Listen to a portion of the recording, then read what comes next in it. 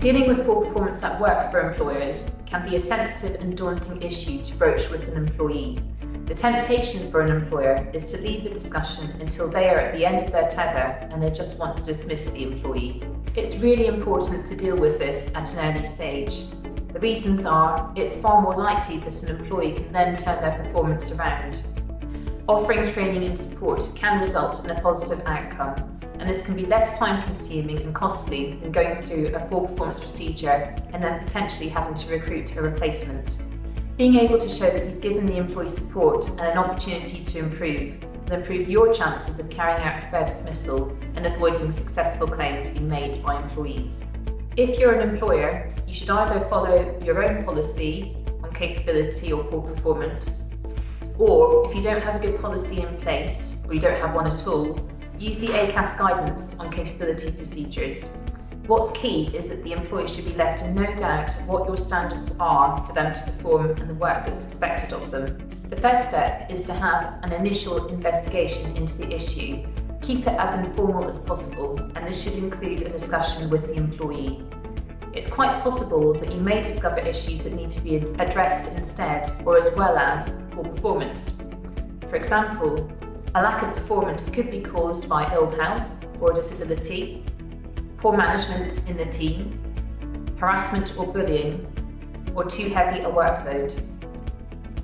It's sometimes possible to resolve these sorts of issues by informal discussion with an employee. If matters can't be resolved informally and a formal procedure needs to be started, this should entail holding several meetings with the employee to consider their performance, ways to improve it, and to set and review targets for improved performance. If you're having formal meetings with an employee, they should be allowed to be accompanied by a colleague or a trade union representative, or another person if this is what's required by your own policy or procedure, or if it would be reasonable in the circumstances. For example, you might come to the conclusion that the employee that you're dealing with is vulnerable in some way or has a disability whereby you need to make a reasonable adjustment, and you might allow them to take a family member instead. If you decide to take formal action, you should write to the employee setting out your concerns regarding their performance, the reason for your concerns, and invite them along to a meeting to discuss the situation.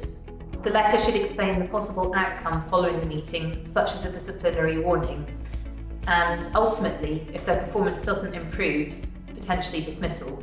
The length of the review period should depend on the nature of the poor performance, the needs of your organisation, and what's reasonable in the circumstances. If the employee's performance does not improve following a series of meetings, this could culminate in their dismissal. At each stage where you take a disciplinary decision or action, the employee should be allowed to appeal that decision, and this must be outlined in the letters informing the employee of the outcome of each stage of the procedure. Hopefully, you will be able to nip such issues quickly in the bud and provide training and support that will improve employees and the way that they're performing at work. However, in some circumstances, it might be worth considering if it would be preferable to offer the employee some kind of exit by way of a settlement as an alternative to the capability procedure. However, discussions like these need to be handled extremely carefully, including to avoid potential claims. So if it's something that you're considering doing, it's advisable to take legal advice first of all. So what's key is to deal with these issues sensitively and promptly.